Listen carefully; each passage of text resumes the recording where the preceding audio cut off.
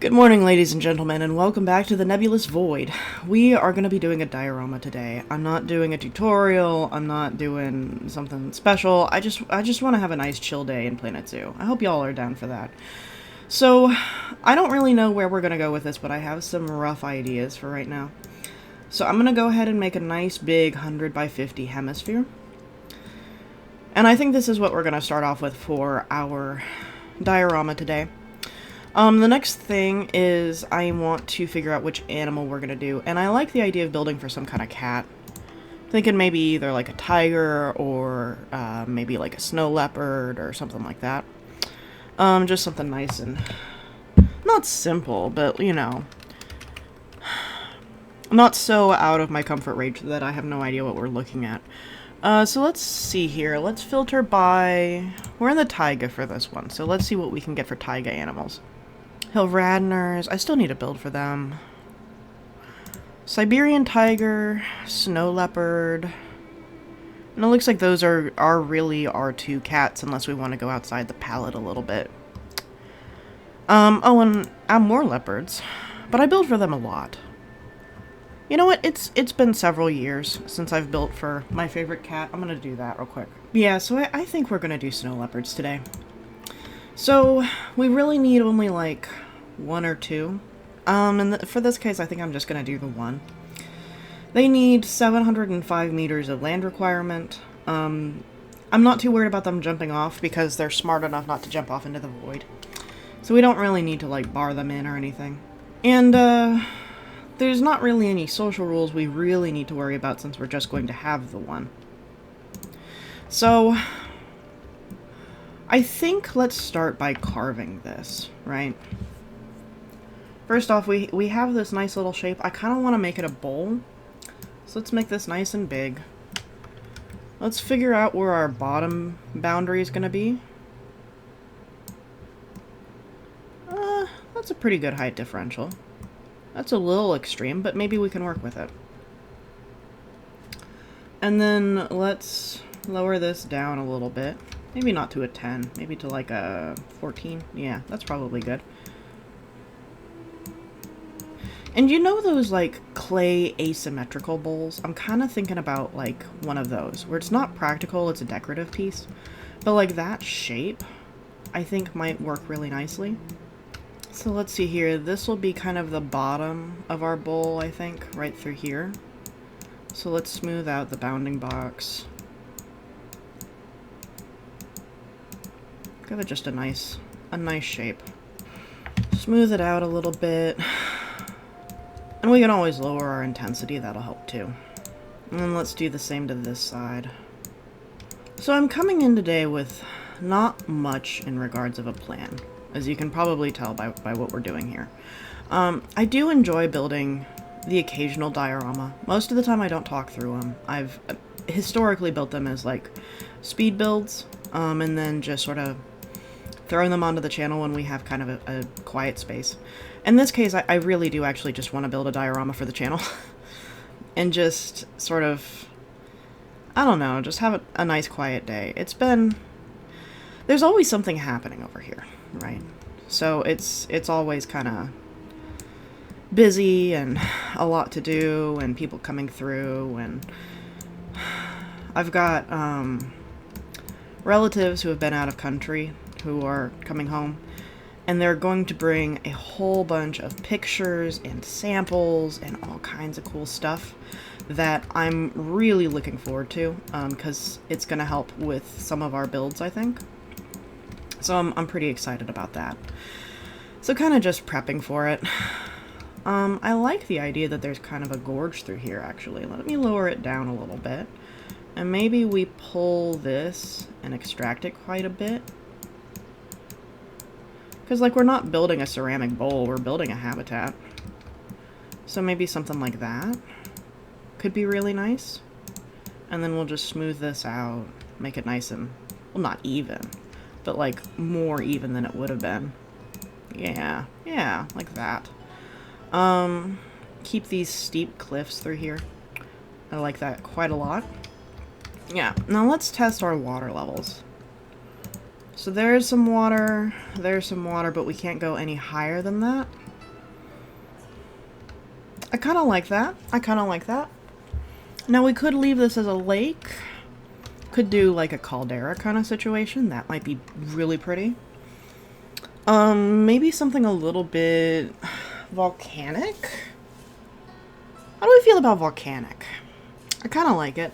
I normally do like a lot of flowing streams. Like we'd probably build a cut-in right here and then have water flowing down the hill into this lake. That's normally what I do.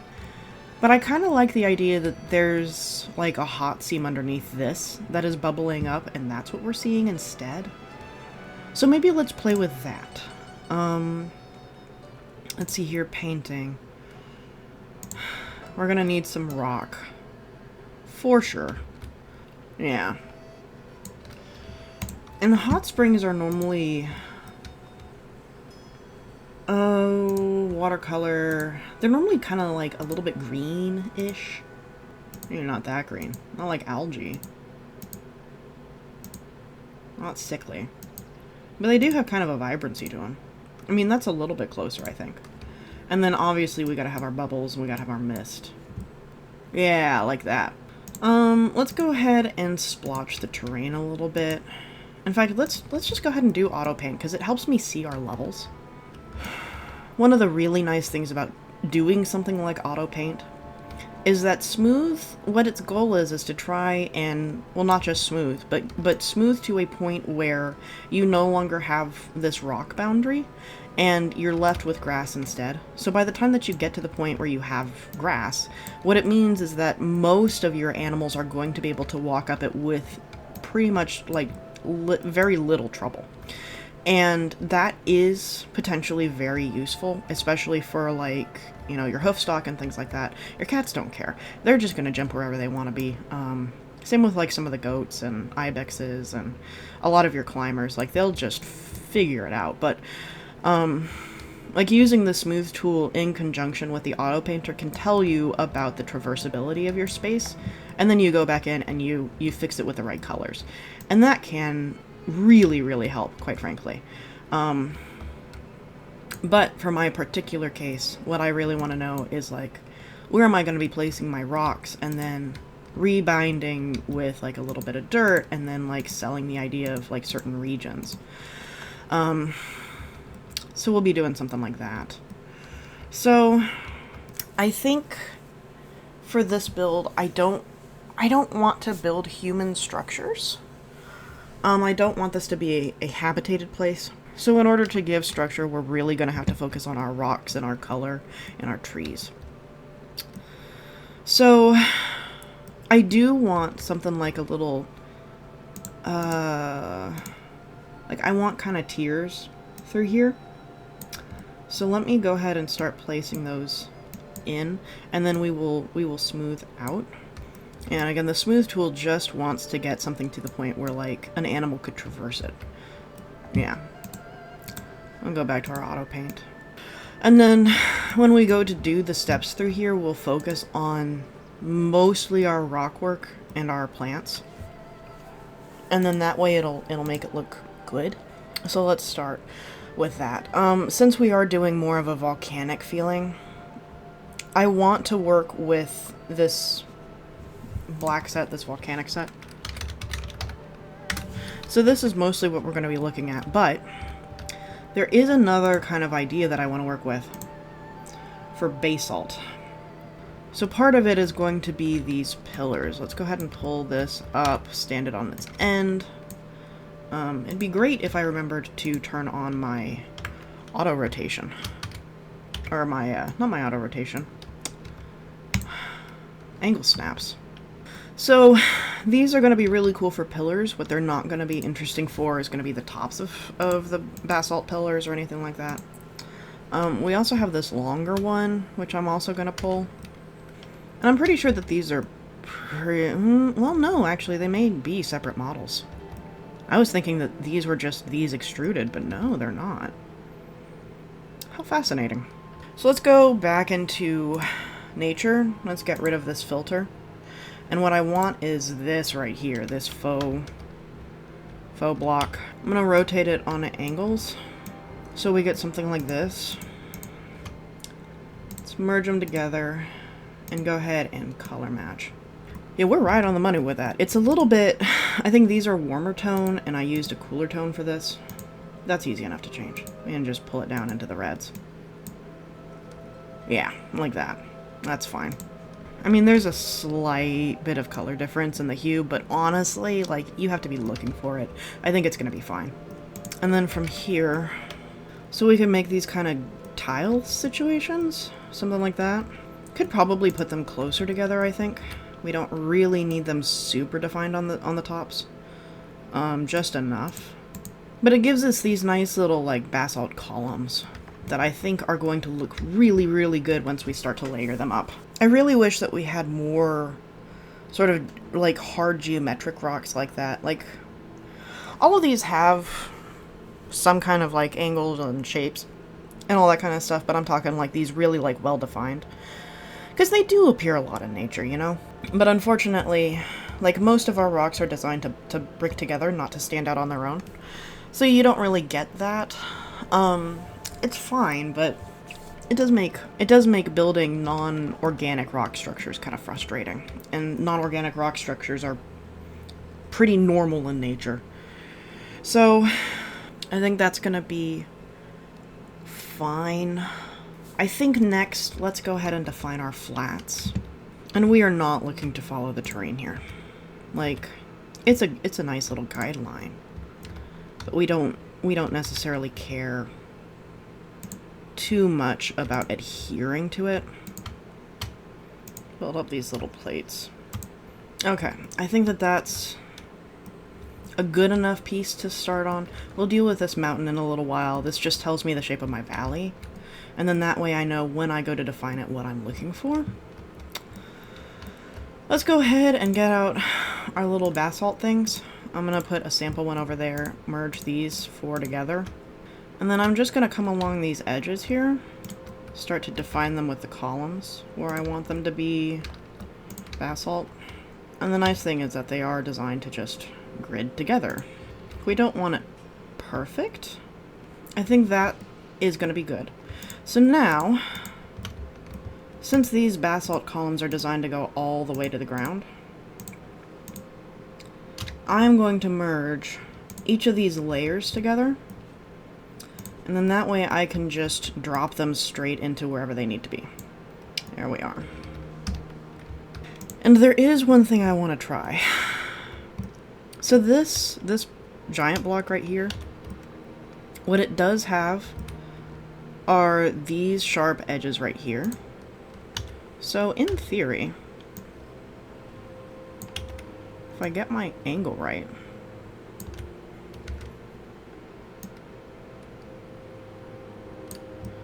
I should be able to bind these into just one column. Kind of works. So we get something more like this mega structure. It's not beautiful, but for Planet Zoo, it's not horrible. And then let's fill some of our gaps, I think. I think we're getting somewhere with it. This little space right here, if I were a leopard, you see what I mean? Like a cave like that, I mean, that's where I would hide personally. This is absolutely where I'd want to be. Let's lower it just a little bit more. And then that way we can fill in with our volcanic stone. Let's give it a nice big amount of space, and then that way we can fill back in with rock. Check our tops. Still sound good. Okay. Match our heights. Good. Let's even go lower. Yeah, like that. And then I'm going to infill with this, but I'm not going to keep it around per se. Did I separate one of my fours? I love it when I forget to do that. Okay, not a big problem. I'm going to fill in that little gap right there, and I'll bring you back for it because it's not going to be fun to watch. Okay, we're back. We have our little hidey cave. I think that'll look good. It sort of It does a decent job of blending in with the rock while still being kind of obvious that there's something there. I think that's okay. Let's go ahead and start filling in all these gaps and edges through here. So one of the ways that we can do this is building up a shale. Now I have this with a few of my other pieces. Let me see if I can grab it. Here we are. Rock overhangs and greebles. So this kind of shale feature that we've got, and it doesn't like the fact that I'm trying to anchor into the void. What is going on with my mouse? Oh, there's cat hair in my mouse. Why? Okay, let's fix this. There we go. Now my mouse won't drift. I said duplicate, thank you. So obviously the wrong color, right? Obviously. But what we can use this for is to get an idea of what adding shale to this area would look like.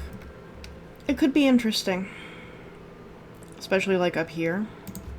Gives it a little bit more texture, I think, and I kind of like that. So we're gonna build up just one square of this shaling. That's fine. Merge these together. Yeah, I like that. Alright, let's check our edges. Make sure that there's nowhere we can infill. I think up here, maybe do like a little bit. Yeah, that's probably fine. And then let's get out our terrain paint. Not our clock, thank you.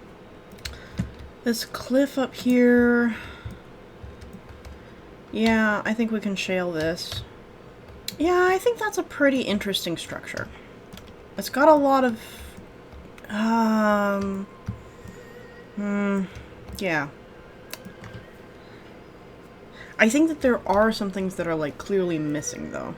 I think that the shape is good. I think that the structure is good. But I do think that it's also very monotone. And I think that without looking at it from above, it's hard to see all the definition. So I think let's go ahead and work on adding some of that in. Yeah, let's add just like a little bit of brightness. That helps a lot. Yeah. And then the bits where we can't just auto-change the color, I think let's add in maybe some mulch. Maybe mulch is what we need. And then I want some Himalayan pines. For some reason I can't type Himalaya today. Is it a birch?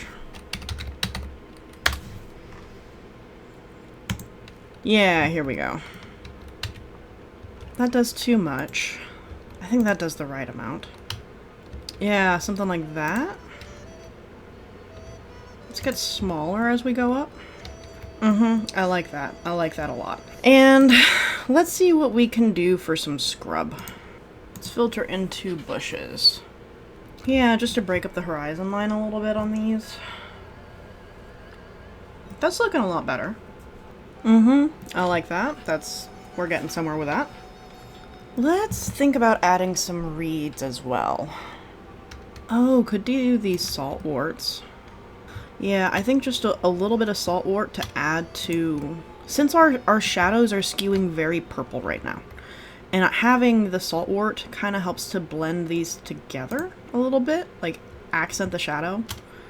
We don't want to do too much with it, just enough. And I think especially in here where things get like really messy, yeah, that helps to break things up. Yeah, I think that that looks okay. We don't want to plant it anymore. It looks lush, but if we add any more, it's going to, I think, fall into tropical. And we want this to be lush because we've got all this hot water, we've got all this humidity, we've got all this volcanic soil, so it's going to have a lot of nutrients to support this kind of, like, vegetation. But we don't want to go any farther because otherwise we're going to overwhelm the rock. So I think this is as far as I'm going to push that. So this little edifice right here is already looking pretty good. I like the pillars on the lake. I think that this is going to be something fun for us to see our cat possibly interact with. They might not. They might not be able to get up here at all. We'll find out. So let's go ahead and start moving over to this mountain, I think, and start hammering this out, and then we'll deal with the internals of the valley. Okay, so let's get out our volcanic rock again. There we are. And we have some of our pieces that we've already built. Obviously, we're going to rely on them, but let's do what we did over here and start blocking out. So we already have this one little ridge through here, and I think that that's going to work just fine for what our purposes are going to be. I want to go ahead and focus on this kind of lump right here, this situation. So let's start by figuring out where our hard edges are going to be and where we might need to possibly make things like a lot sharper, a lot straighter, and then where we need to go ahead and use our curves and our slopes. So I think starting at about right there, let's sharpen this ridge, and then let's make this a flat. So we have this kind of tiered sloping thing. I think that'll be just fine. Let's add another flat ridge right here to contrast a little bit. And I think let's not be afraid to escape our bounding box. And then this area through here, I want it to be pretty flat, and right now we're not achieving it. So I think we're going to go ahead and edit our terrain again, just a little bit. There we are. Starting to get there. Good. Okay, so now let's talk about making this a sheer cliff. So this is where we kind of care about our rock faces. We need to turn off random rotation. And I have found that on this rock 1, whatever toolkit you're using, this face right here tends to make for the best sheer walls. So that'll give us a nice flat edge. And then into this valley, let's also pull a shear like that. And then bring it back in. And then we can add shaling just to add that little extra flair, I guess. Let's have that not quite match up. And then into the back of our set. Okay, so infilling with the shale is going to be super easy. What we do need is to figure out where... Where did my little square go? I keep losing this thing. I'll tell you what. You know what? Yeah, we'll grab this. So I really want the basalt to be centered around the lake. And then we'll add points of like large interest as we go through. I kind of like the idea of taking our large rocks from over there and doing like a pillar through here. In fact, let me try that real quick because I know that I can grab that other piece later. Yeah, and then let's move this into better alignment. Find an angle we do like. Yeah, I think that could look good. Something like a, kind of like a stack. Let's pull it out from the wall just a little bit. Not too far. We don't want to block this, don't want to block this view. That looks pretty interesting. I like that. I like that a lot. Let's add another one right there as a separation. And then maybe another one just to pull this sort of in this direction so all of this kind of connects together. Yeah, I think that'll be good. Now this little cliffside through here, I want that little bit to be sheer. So let's grab our basalt. Let's figure out where this needs to go in the ground for us to achieve the look. Let's add some unevenness to these plates as we go out.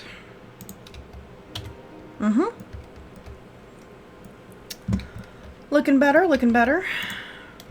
That looks alright to me. And then I think we will shale the rest of this. Alright, and then now, let's grab this tiger rock. And it's not, I mean, it's not volcanic. I know that. I see it, obviously. But What I do want is to sort of set in this curve. And then I'm going to grab one of our shalings. This one over here. Maybe I'm going to grab it. There we go. And it's going to add just a little bit of contrast, so that way when we get over to this bit over here, in fact, I'm going to separate this out and just grab a thin chunk. So, I think I like this strata. Let's separate all three. There we go. And then we're just gonna gently blend. Just that way it looks like we almost have two different materials working together within this shale. Yeah, and let's get out this little piece right here.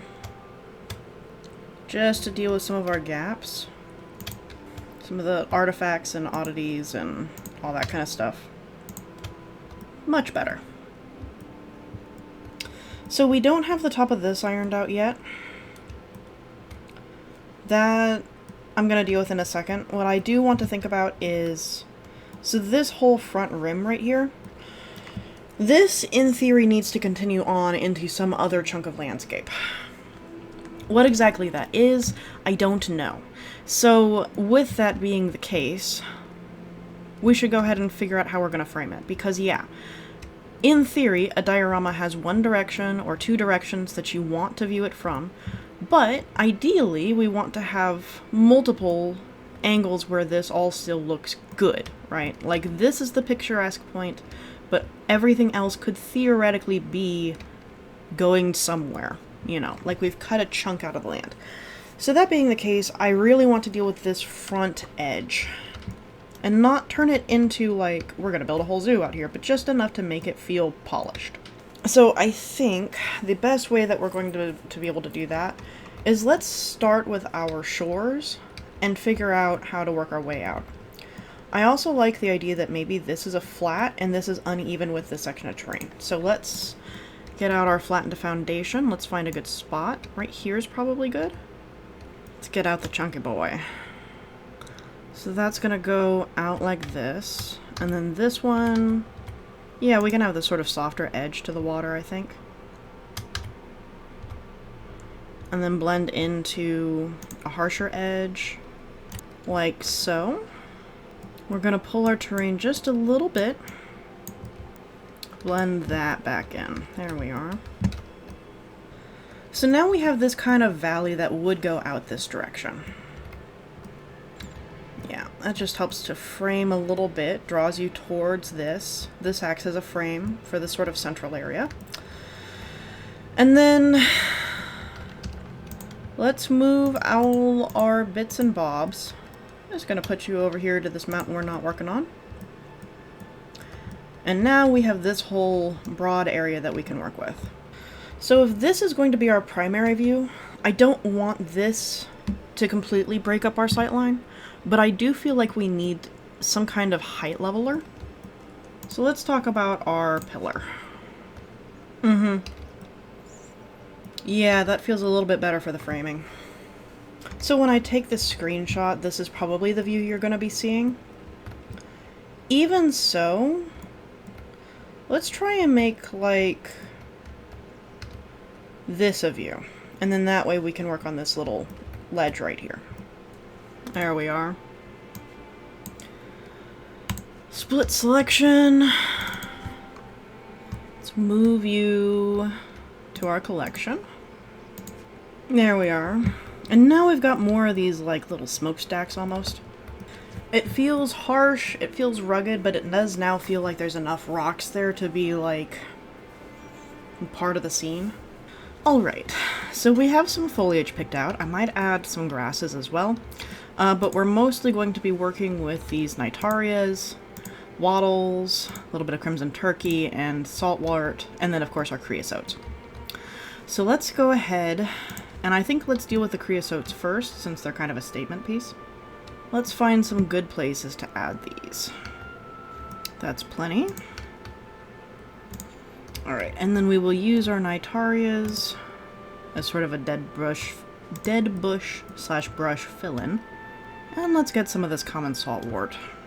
And I think using some of these crimson turkeys in order to blend in some of our different colors. We established up here that things are leaning very purple, very red, and so I think if we bring that down into more of our yellowish areas, just a little bit, it will help to tie things together. That's the theory anyway. And then, do we want some grasses? Let's see what we have.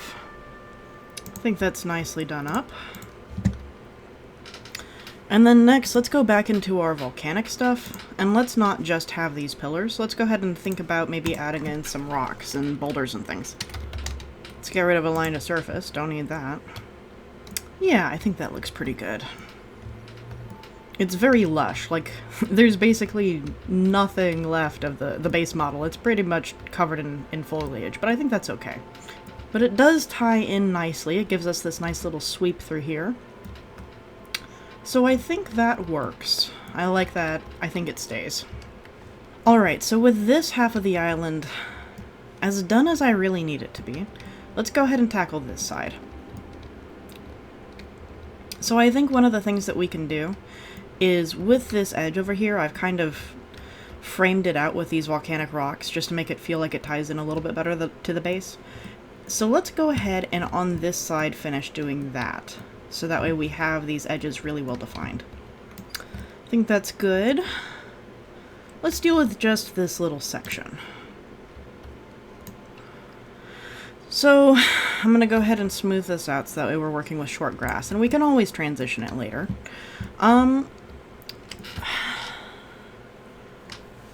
Let's see. Because this area is so flat, it makes me think that this might be a good spot for some of our enrichment. So let's go into our habitat and let's find enrichment for our snow leopard. I think that looks, well, like something. It's definitely interesting.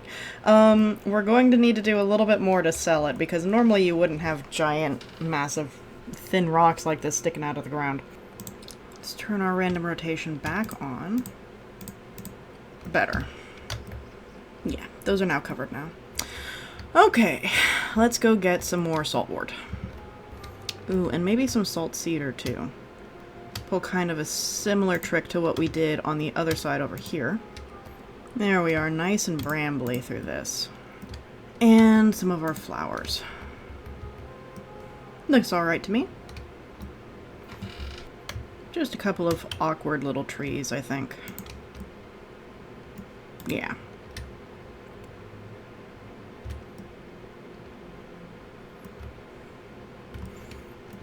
Yeah, that's coming along. And I think since we are mixing in sort of dead bushes and bramble, it makes sense that we would add in a few dead trees as well. Not too many, just a couple.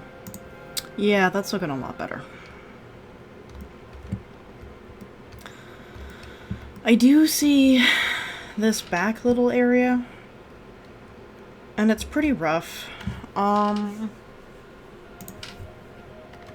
Could add a few more dead pines. But we really haven't worked with any pebbles yet.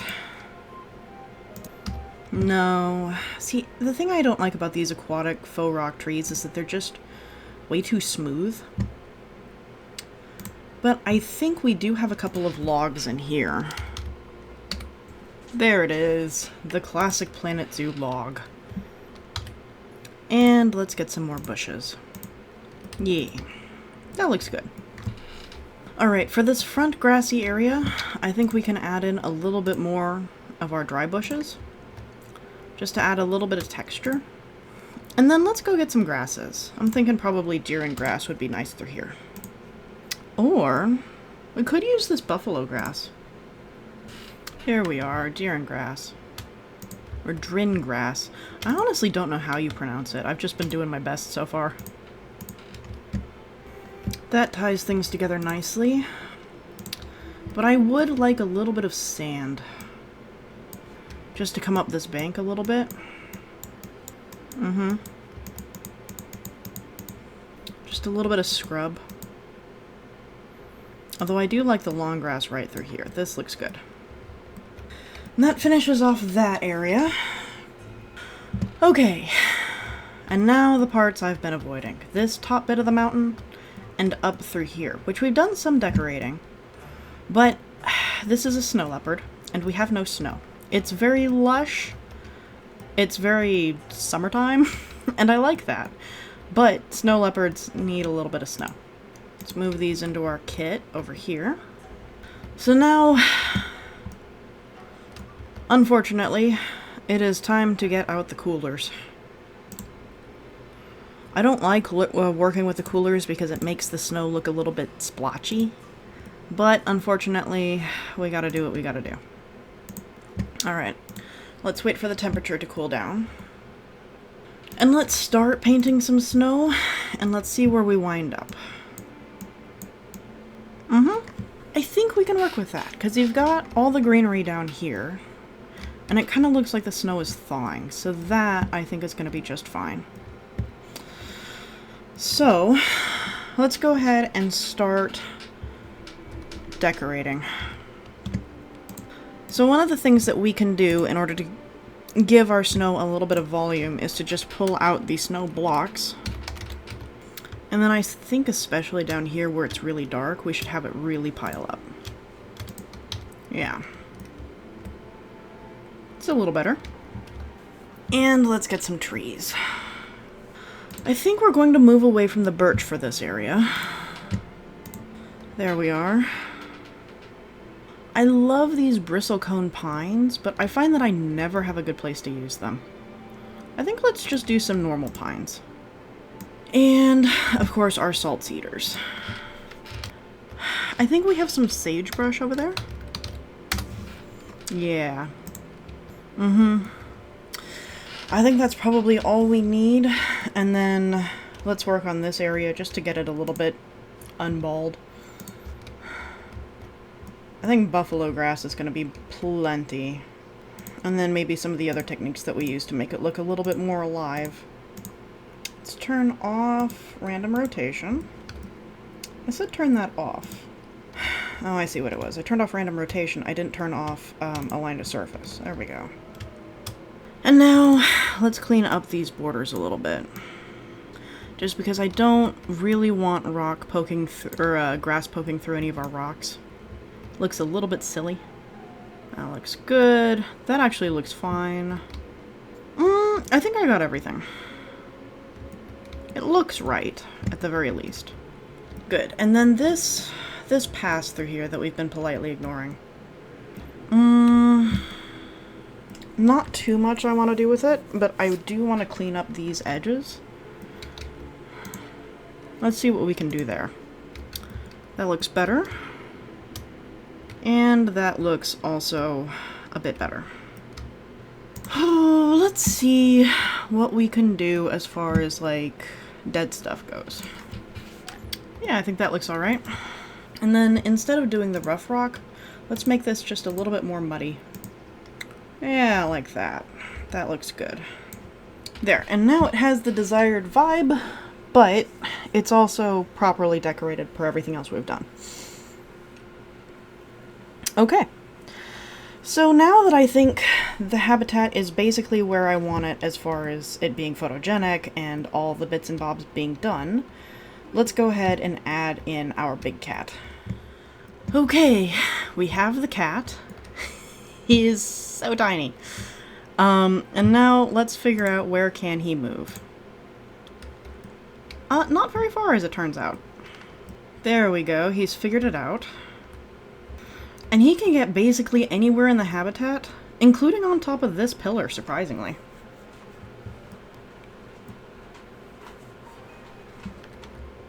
Which is very relieving. I wasn't entirely sure which of the materials I was using were going to block him off. Her off, but in this case it looks like we're good. We're just fine. Yeah, I don't need any of these things. Stop alerting me.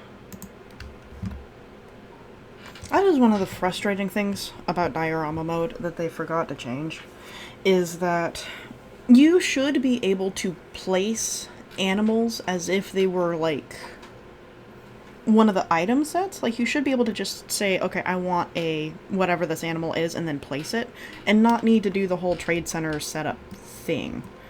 And then just have it be like, you know, like basically have it as the creature, but then obey all of the creative preset needs, where it doesn't have any needs, you know? Like, I wish they had done that system, as opposed to the whole, like, relying on the zoo infrastructure stuff, because it doesn't work. It's really frustrating to implement. But, oh well. It is what it is. And our kitty cat is having a great time in the pool. Oh, hello, tiny kitty. You look so startled. Like, what is happening? What have I been dumped into? Why is the water so deep? Oh, goodness. Their models are so silly.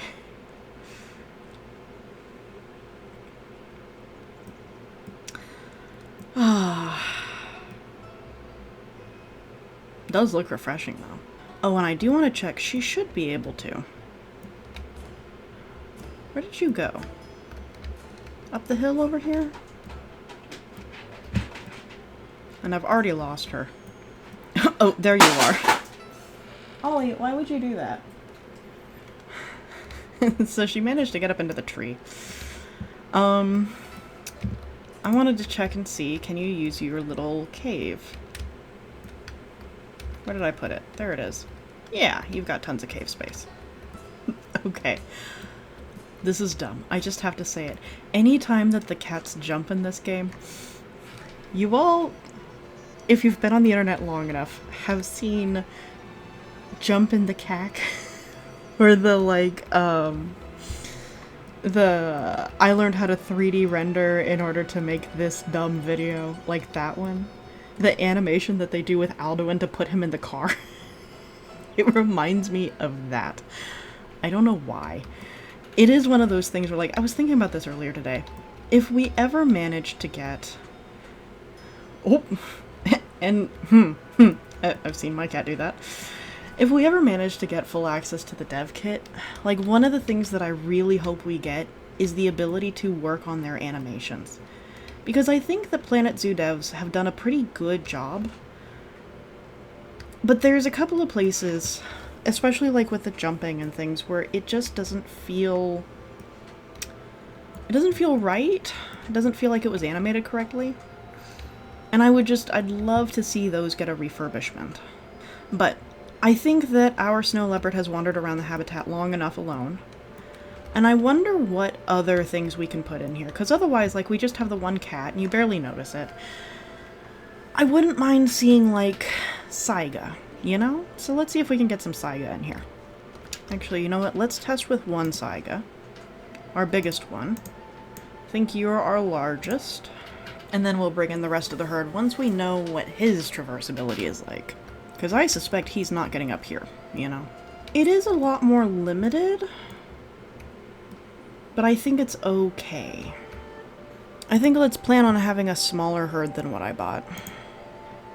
Meow. Meow.